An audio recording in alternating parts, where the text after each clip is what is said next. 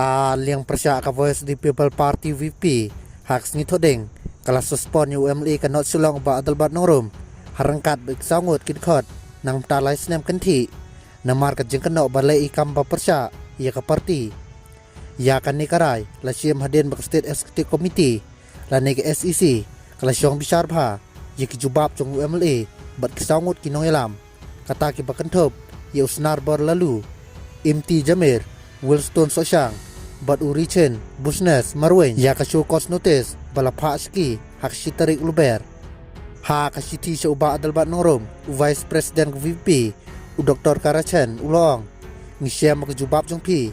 ha ka jakapat panpaw yung jeng susi, laniban pening ka jeng sukia, bala panpaw, kalong panban ka papungsan, kabayalay persya, bat ka bomdon sati ya kadak, ka jeng babe, yikam ki bala siem, bakilong iba persya ya kabaha kamiat jong ka parti karukom jubab jong pi ya ka show cause notice kanang panpaw susyo ya ka jengel persya ya ka disiplin bat kinong rem jong ka parti kabaom la ban sui no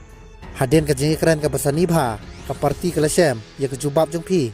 bakam ajeng hon setia bat haba penon kam ya ka bor katkum ka artikel 3 clause 5 jong garti trikam jong ka VP pila sya suspon nang ka parti nang talai snem kanthi nadu menta ulah perap haden kani kapor badon hapok ka suspon pidei basange banbat ikinu kedan ka jengket kle lani ka hok long dekhot hapok ka parti phemdei ban mi khmat ya ka parti ikinu kerensan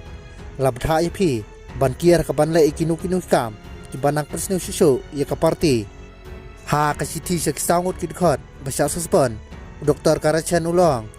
ha ka jaka ba phenkren ki jesukhia balapan pau ki jubab jong pi ki dei penban ki papengsan bayalai persya bat bakier ban kubur ya ka jenglek bakla